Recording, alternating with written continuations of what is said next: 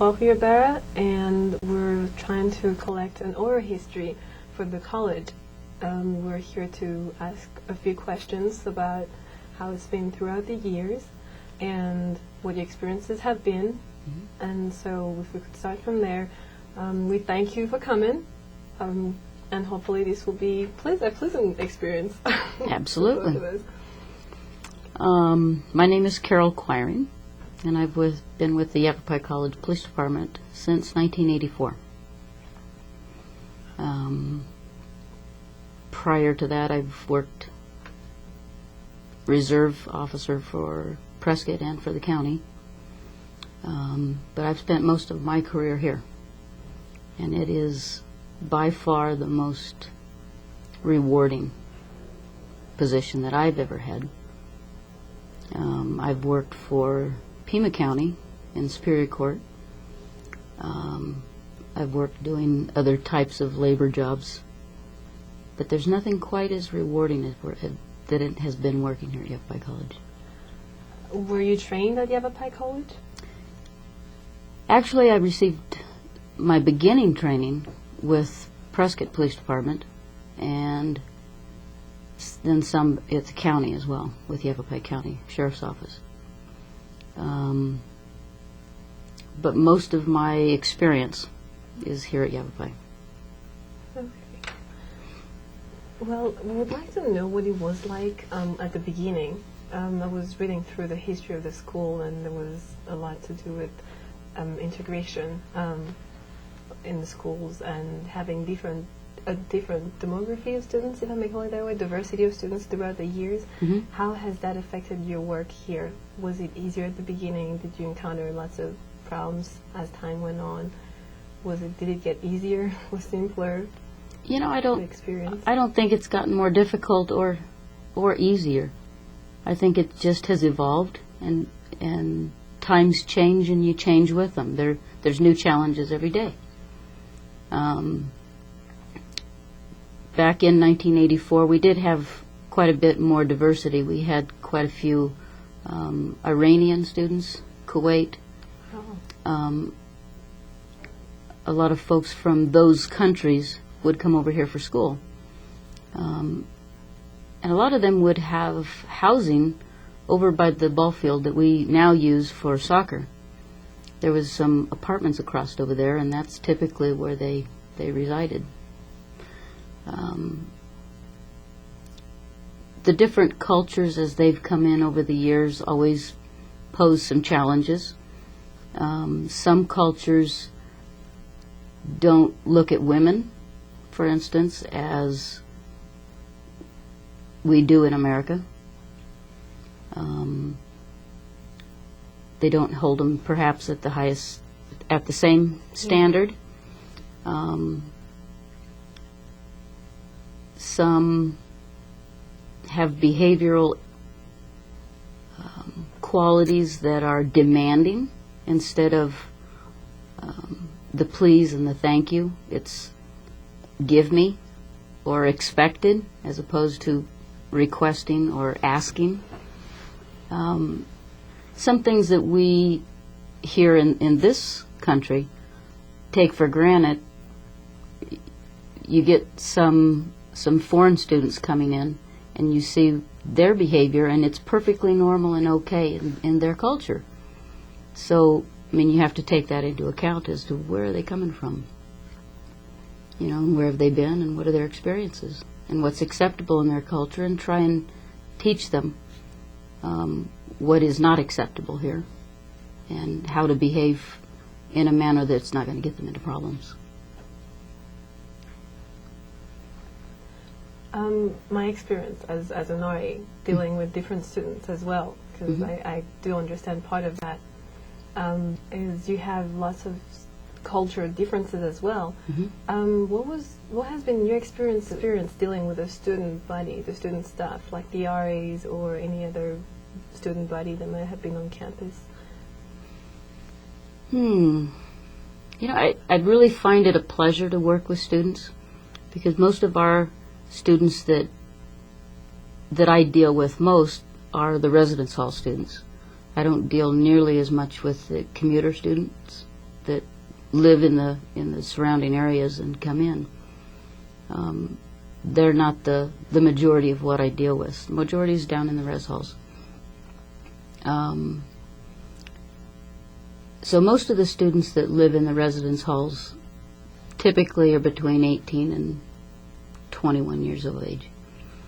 It's their first opportunity getting away from home. That's neat. That's a very challenging part of anybody's life, where you see young people trying to spread their wings a little bit, and they're trying to find themselves. What direction do they want to go? What are their priorities? What do they want to do for fun? What do they get caught up doing in the name of fun that doesn't turn out to be quite fun later on? And that's part of the learning as well.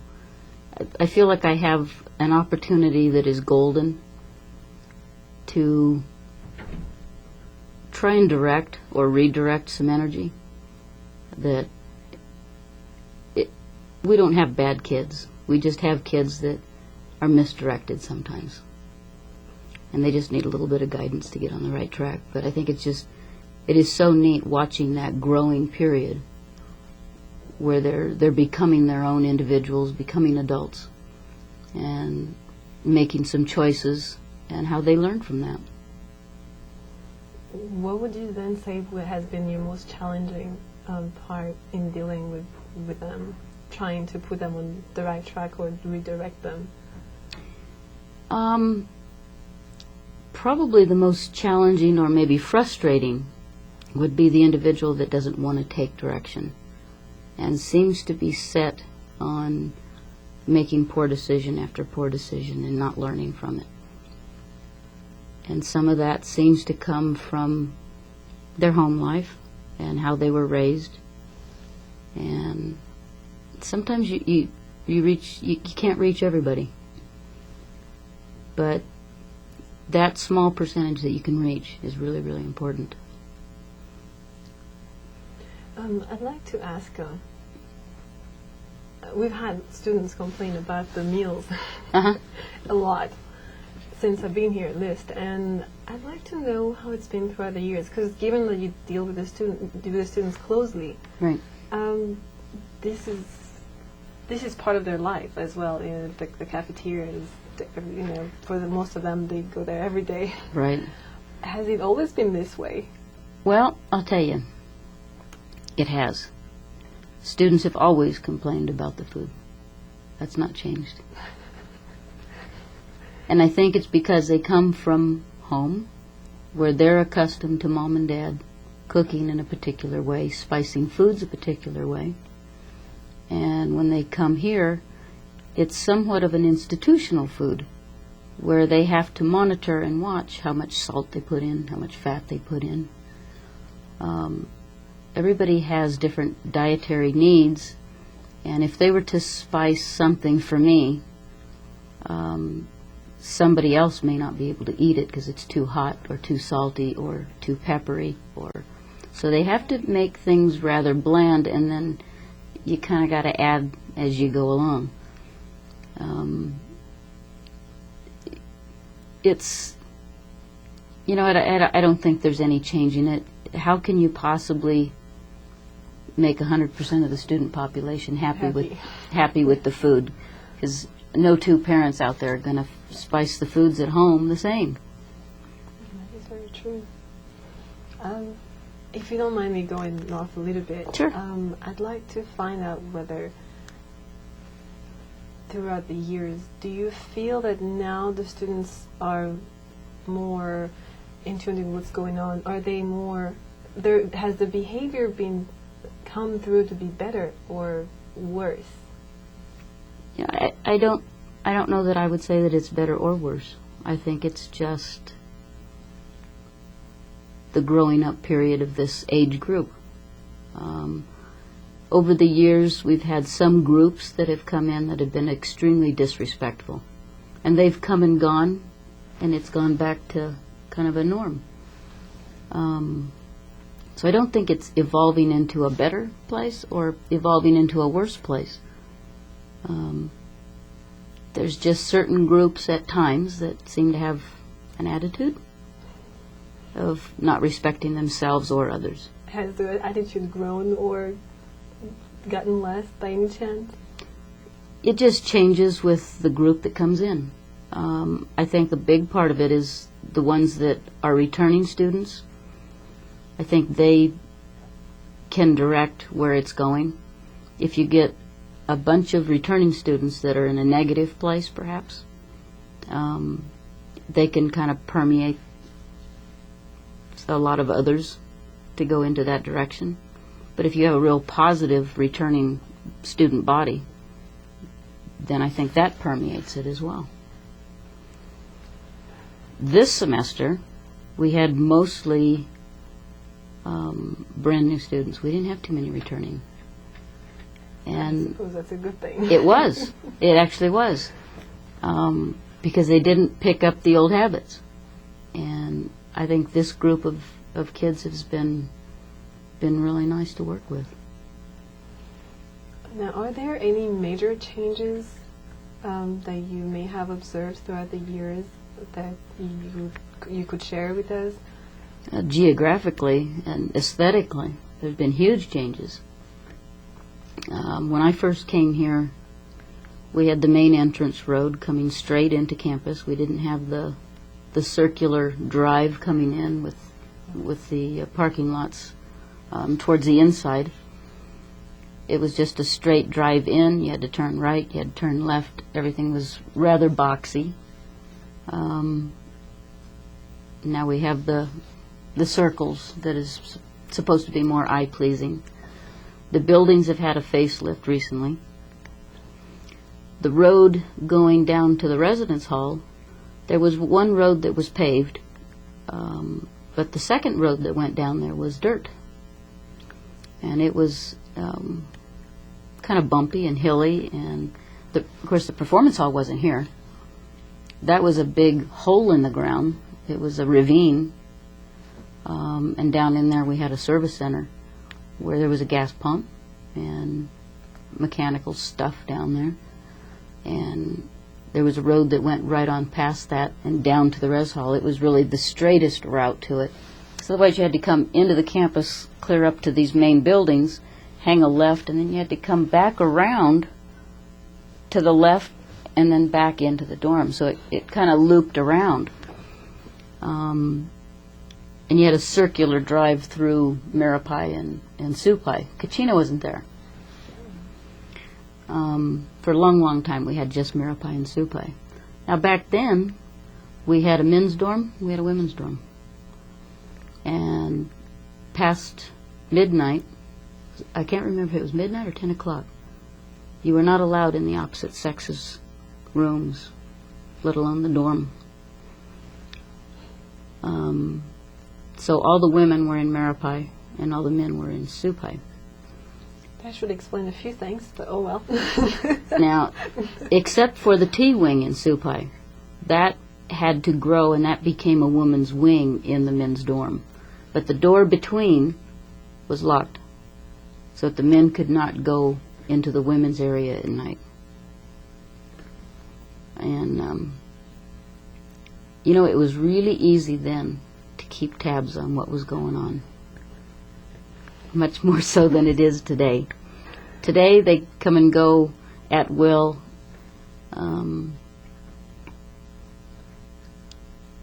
Some domestic situations perhaps arise that couldn't have in the past because cohabitation just wasn't accepted. But now that we have one room that's male and the next room's female, that's out of control. That's not within the college's control. I don't mean it is out of control, but it's if you wanted to live with your boyfriend and your roommate moves in with his roommate, who's going to know the difference?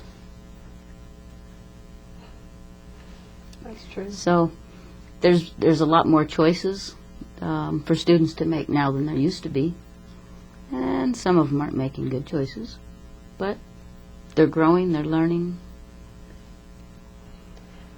How do you feel about how they look at you or treat you? Do they see you and go, oh, the officer is here, we could be in trouble, or maybe we're in trouble, and run away? What kind of reaction do you usually get from students? Or have you been getting throughout the years? Most of the time I feel like I gain the respect of individuals, not because of my uniform, but because of who I am. Some of it comes with the uniform. There's some individuals that as soon as I walk into a room, they disperse. They'll disperse, or they'll say, I didn't do it. It was him. That's pretty typical. But I think it's all good. I think for the most part, the officers on this campus are treated respectfully, for the most part. There's always a few. I'd almost have to say that we only deal with 2% of the population 100% of the time. Oh. It's not the bulk of it. There's just a select few that seem to need constant attention. And it doesn't take very long for the students and us to figure out who the 2% is. And whether you're an RA or whether you're a police officer, you know who those are, and you keep your eye on them and see what they're going to do next. Has it been safer lately? Are there any resources that may have been added to sort of increase the safety or improve on the safety? Were there things that may have propped that? They've put in the blue light phones. There's one on each hall. Those never used to be there. That's something relatively recent. I'm not sure how many years ago they put those in, but I want to say probably around 6 or 7 years ago they started putting some of the blue light phones in. We've got them on some of the buildings, and some of the newer ones that have come in, they're standalones. There's one out here in front of the library and one up top of one. So that there's 2 buttons on them. One is direct to 911, the other one's a 311 that goes to the officer on duty. But that's something new. The courtesy phones are something new, so that phones are more readily available. They're not locked inside of an office at somebody's desk. They're out in the hallway, that people can make that local phone call to a friend or to us to give them a hand, regardless of what it is. If there's something serious going on, or they just need into a classroom. Manpower-wise, we haven't as a department seen much increase. The only increase that we've seen is the addition of safety officers. As far as sworn officers, we pretty much have the same number, but we have an increased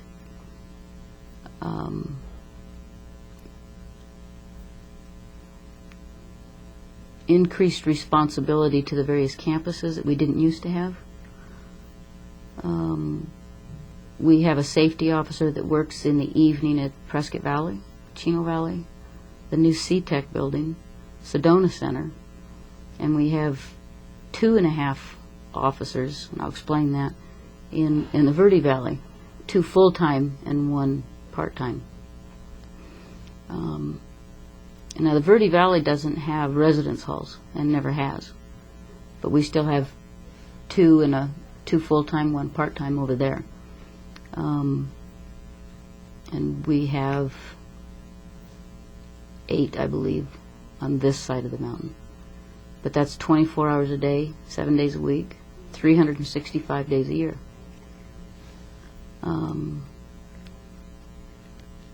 So we haven't had any increase in manpower, with the exception of the safety officers, and that was because of the addition of the extension sites that we got to increase the safety officers. Would you say that personally, would you feel like that was a big need? Are there some major safety issues? I think it makes the students and the staff and the faculty out there feel good. to have an officer out there. Statistically, we don't have a lot of crime in that area, in those outlying areas. Most of the reports that our department take are from this campus. Probably 98% of it. But there's importance in people feeling safe as well. Just to have that safety officer walking around the parking lot, walking them out to their car, just being present. It adds a better feeling about it, and you know what? It probably does deter some stuff from happening in those locations. Do you feel that way students actually do feel safer, or do they feel more of there could be a threat, I need to hide? Because obviously we know there are students who are involved in what they shouldn't be involved in. Does that make them take the crime elsewhere, if I may put it that way, or do you feel that then they take cover when it comes to knowing that there are officers on campus? I think probably both. I think a lot of the poor behaviors or the criminal acts that are occurring probably do leave the campus if they see a presence. There is a certain amount of deterrence just by visual. Most crimes are a crime is an opportunity as opposed to a plan. So deterrence is awfully big part of that. But I really think the officers in those locations on the outlying areas add a measure of personal security to the students that are out there. At night, I think most people are a little bit more aware of things and sounds than they are during the day, and perhaps can become more scared after the sun goes down. Oh, wow. Let me ask, as an individual, is it, I've heard someone say that they felt they were married to this college, basically because of the amount of time that they spend at school. Given that the team may not be so big, basically a team of officers, do you feel like you're here probably much more than you spend much more time than you spend at home, or how, as an individual, what is it like? You know, I do feel like I'm married to Yavapai College. And that's because it's my college, and I'm going to take care of it. I have ownership in it, and I think most of us that work here and have been here for any period of time feel that way. If something is going on this campus, I want to know about it because this is my domain.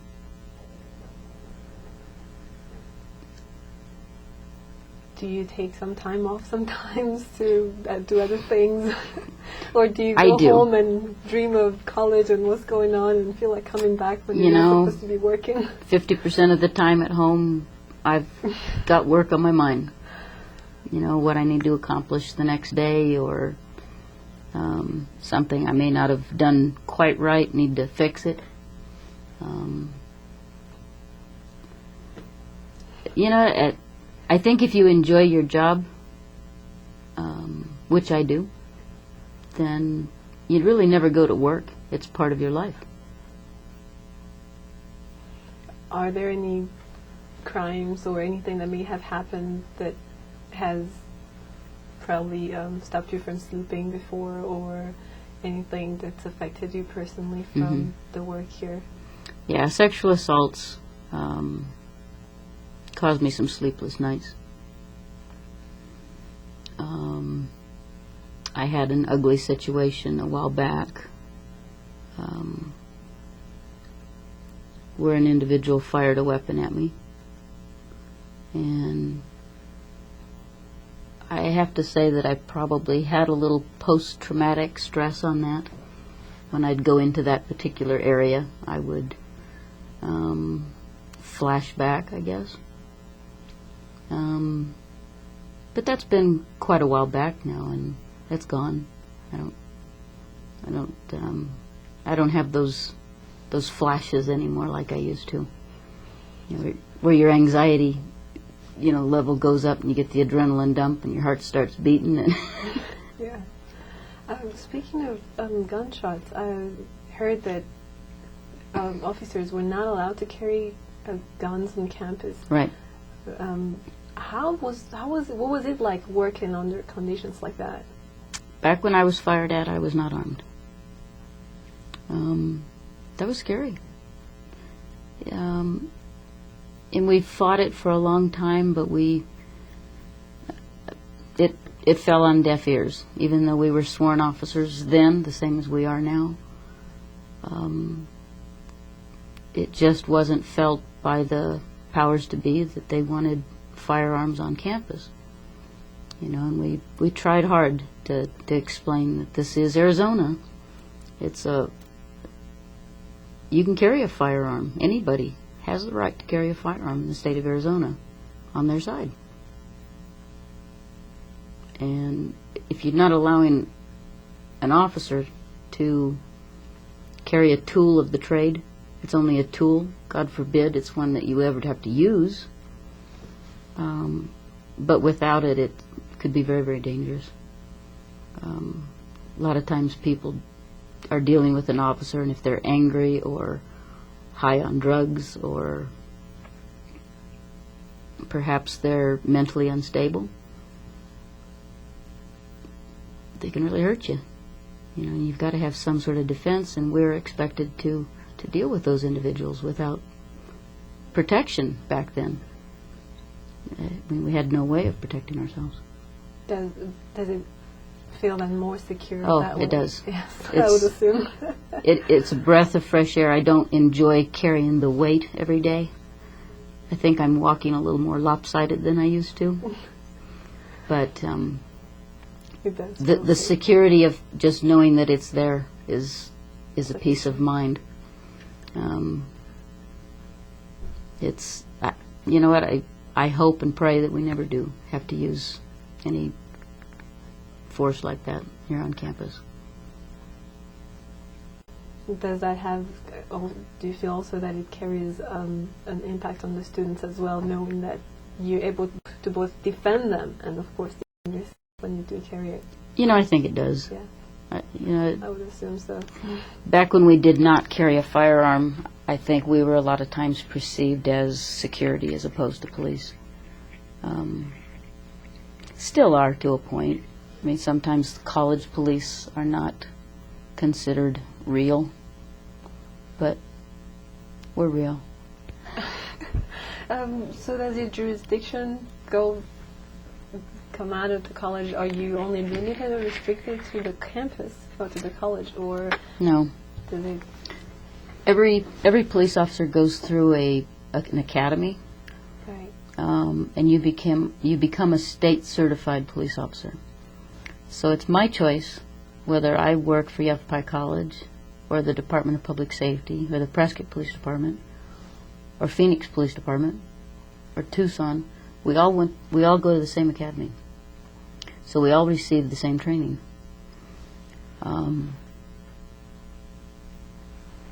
And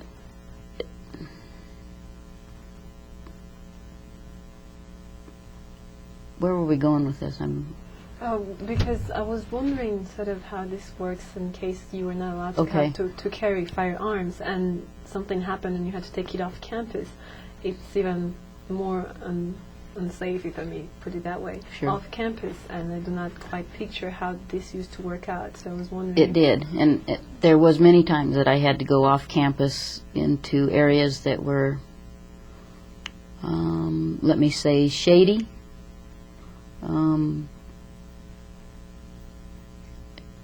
I hate to label things, but trailer trash type areas. And I was unarmed to conduct an investigation of witnesses, suspects, victims, because sometimes something would happen here, but it extends further than here. Right. So the officers on this campus have jurisdiction in the state of Arizona. Now we're paid by Yavapai College to enforce the laws at Yavapai College. You know, the college rules, policies, as well as state law, federal law, and local law. But it doesn't mean that we won't be downtown making an arrest at times. And we do participate in the DUI task forces. So we're off campus at times doing police work. So this would mean that your partners or your counter partners off campus would be armed, but you wouldn't if something happened to be off campus, right? Back then? Yes, back then. Yeah, they would be armed and we wouldn't be. Back then we did not participate in extracurricular activities off campus. It just wasn't safe. And if we needed to go off campus, we usually notified somebody to go with us that was armed. It wasn't a good situation to be in. A lot of times we'd snag whoever's jurisdiction we were in. I took a Prescott Valley officer with me on one situation. He had a gun and I didn't. If it was that way in the days, remind me asking then why you chose to come to college, or what then attracted you to come? It was the same thing. I really wanted to work with this age group as opposed to a city or a county where you're running from call to call and you're really not making an impact.